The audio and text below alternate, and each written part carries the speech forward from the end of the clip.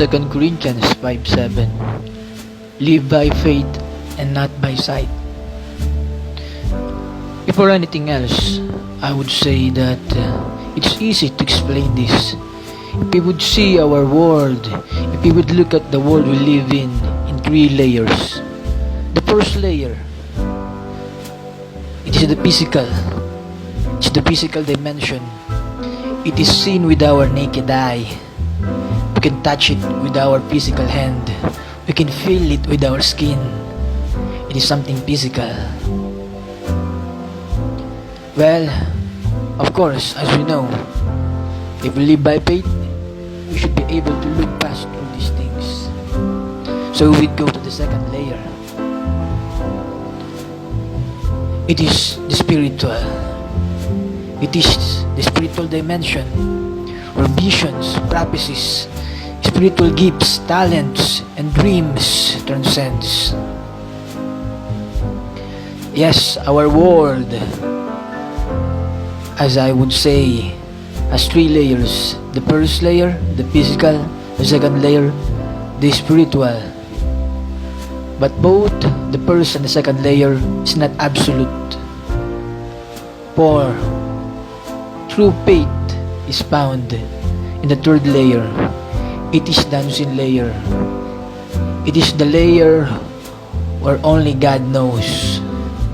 It is part of our world where only God knows, that is higher than both the first and second layer. It is where true faith is, as I would say. And it's always validated by God's own word, which is the Bible. Where many have errors, even I had, is in the second layer. Well, the first layer, of course, it's easy to say that it is not all that it is. There's something beyond it, which is the spiritual. It is the second layer. It is beyond the first layer. But we should not stop on the second layer. And to be able to avoid the error that many had on believing that the second layer is already, it is, as we could say, as the so-called live by faith, as Apostle Paul said. Well, we could look at Miyamoto Musashi's book, which explains it best.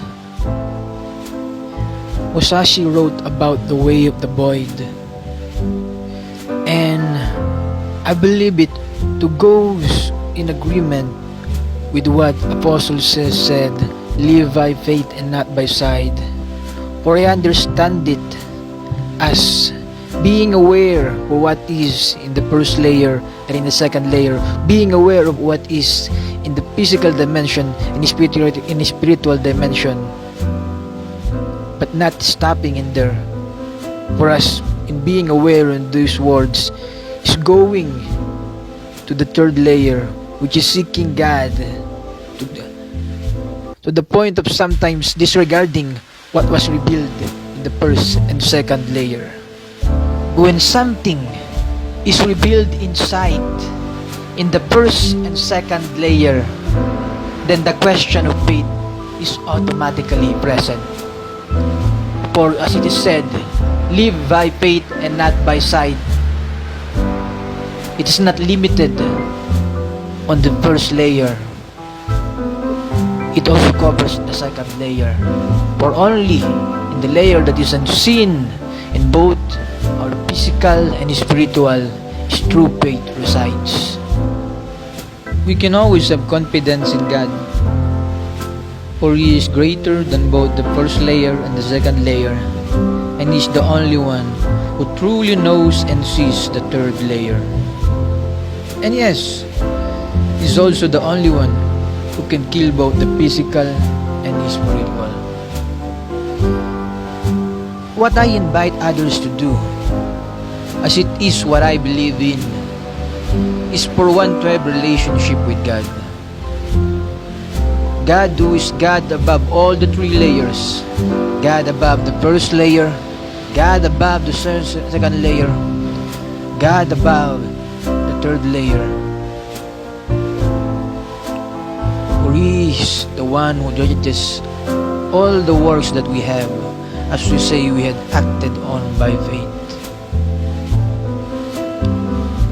And I would be very glad to know that this clip makes you want to know God more, that you want to know more all of His goodness, power, love, mercy, grace, fierceness, and His unlimited deity as a God, our loving Father.